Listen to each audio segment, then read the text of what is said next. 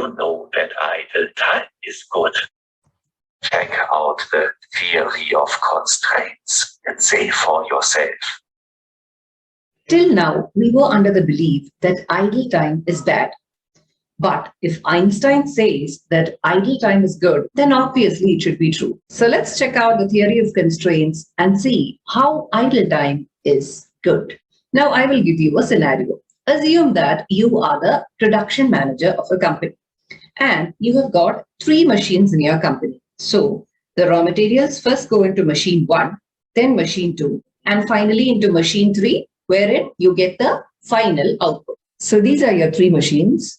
Machine 1 takes 1 hour to process, machine 2 takes 2 hours, and machine 3 takes 1.5 hours. Which is the slowest machine? The slowest machine is machine 2. So just imagine the situation where all the machines are working continuously. So machine 1 will produce goods every 1 hour, but machine 2 will be ready only after 2 hours.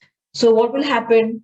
There will be a built-up of work in progress before machine 2 because machine 1 is very fast and machine 2 is slow. The goods that machine 1 produces is the work in progress.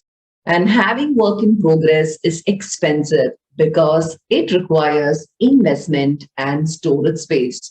Why do we say there is investment required in work in progress? Because we need to pay for the raw materials, and as long as it is not sold to the public, we do not get funds, which means that our money is getting tied up in this work in progress.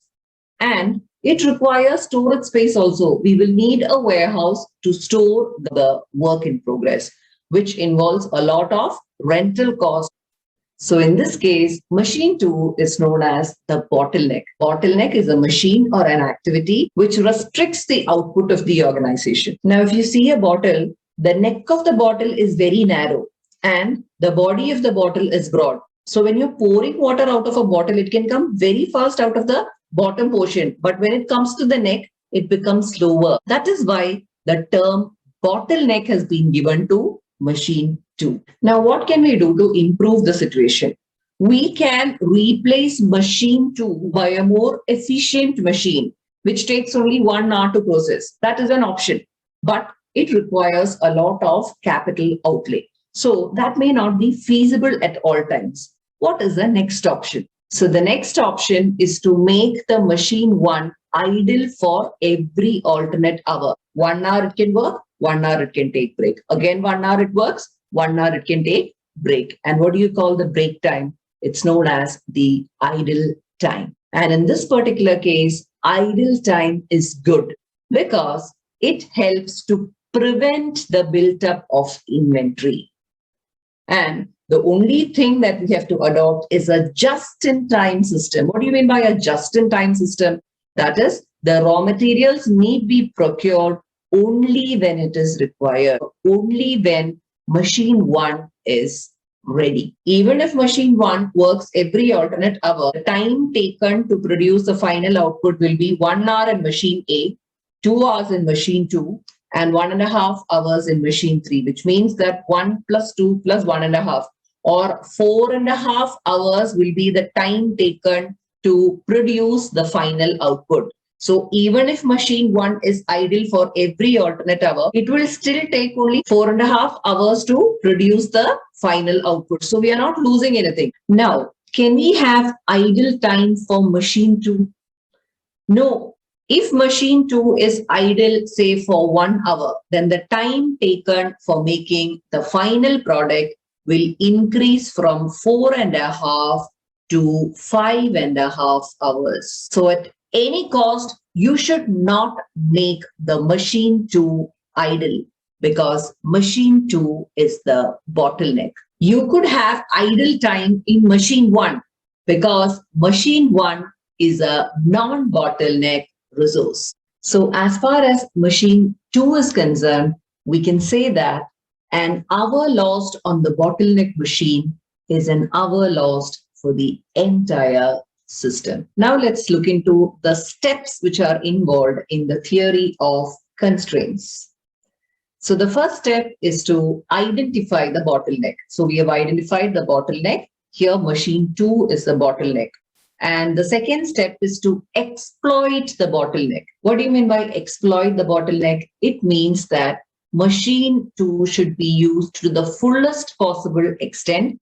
First of all, it should not have idle time. And the second is the type of product that you manufacture on machine 2 should be the best. And what do you mean by best? Best in the sense that it should give the highest contribution per hour in machine 2, because the time in machine 2 is valuable.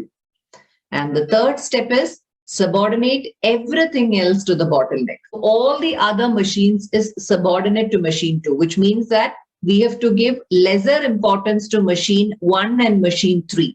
The primary importance or the focus should always be on machine 2, so as to ensure that there is no idle time in machine 2. Fourth one is elevate the bottleneck. What do you mean by elevate the bottleneck? It means that we should try to improve the bottleneck. We can think of replacing the machine in the long run, or we could adopt any method by which this 2 hours can be reduced. What is the next step? Go back to step 1. Suppose we elevate the bottleneck, that's machine 2, in step 4. That is, instead of taking 2 hours, it is elevated and the time taken in machine 2 is just 1 hour. So what they are saying is you have to go back to step 1. That is, you have to again identify the bottleneck. Now, suppose if machine 2 takes only 1 hour, then which will be the bottleneck? The bottleneck will immediately be machine 3, because machine 1 and machine 2 will take only 1 hour, but machine 3 will take 1.5 hours. That is why it is mentioned, once you have elevated the bottleneck, then you should again go back to step 1 and identify the new bottleneck that comes up in the system. Now we will go to the definition of throughput accounting. So throughput accounting is a performance measurement tool to make the best use of the bottleneck or the limiting factor. Now there are certain assumptions in throughput accounting. The only variable cost is direct material, and all the other costs, including direct labor, is fixed in the short run. And these fixed costs are termed as factory cost or operating expenses. Now, what did we study in marginal costing? There are 3 types of variable expenses. One is the direct material, second is direct labor, and the third one is variable overheads like lubricants, cleaning materials, etc. But strictly speaking, is direct labor a variable cost in the short run? Suppose today you're making 100 units, okay, and you have a set of laborers to make 100 units. The next day, you need to produce only 50 units. So what are you going to do? You will fire half the laborers. And the third day, if again you have to produce 100 units, will you again call back the laborers? No, right? So effectively, you cannot hire and fire the laborers just because you are producing higher and lower quantity, which means that direct labor cost will be fairly constant in the short run. Now, regarding the variable overheads, like the lubricants, even if you're producing 50 units or even if you're producing 100 units, you will still have to lubricate the machine, right? Quantity of cleaning materials that is used will not have violent fluctuations, which means that variable overheads will also remain constant in the short run. So effectively, the only cost that is going to vary with output in the short run is direct material. So this is one of the primary assumption of throughput accounting. So that is why it is said the only variable cost is direct material, and all the other costs, including direct labor, is fixed in the short run, and all the other costs are termed as factory cost or operating expenses. Now, under marginal costing, we have learned the definition of contribution. What was contribution? Selling price minus the variable cost. And in this particular case, since the variable cost is only direct material, then what is a contribution? Contribution will be selling price minus direct material only. So we give another name to the contribution in this case, and it is known by the name throughput contribution, which is given by the formula sales minus direct material cost. Now let's do an MCQ and test our knowledge. Which one of the below statements is not true of throughput accounting? So you have to identify the false statement. So A, it considers that the only variable costs in the short run are direct material. That is correct. So this is right. Coming to statement B, it considers that time at a bottleneck resource has value, not elsewhere. That is also true. For the bottleneck, we should not even have 1 minute of idle time, but we could have idle time for the non-bottleneck resource. So the time at the bottleneck resource is very valuable. So that statement is also true. Now coming to statement C, it views stock building as a non-value adding activity and hence discourages it. That is also true. We do not want work in progress because work in progress or stocks involves expenditure in the form of investment and the storage space. So this statement is also true. Coming to the last statement, it was designed as a decision-making tool where there is a bottleneck in the production process. Decision-making tool. It is not actually a decision-making tool. It is a performance measurement tool. Where can performance be improved? We are not taking any decision as such, like whether machine A or machine B has to be purchased. It is just that we are evaluating the performance of the organization.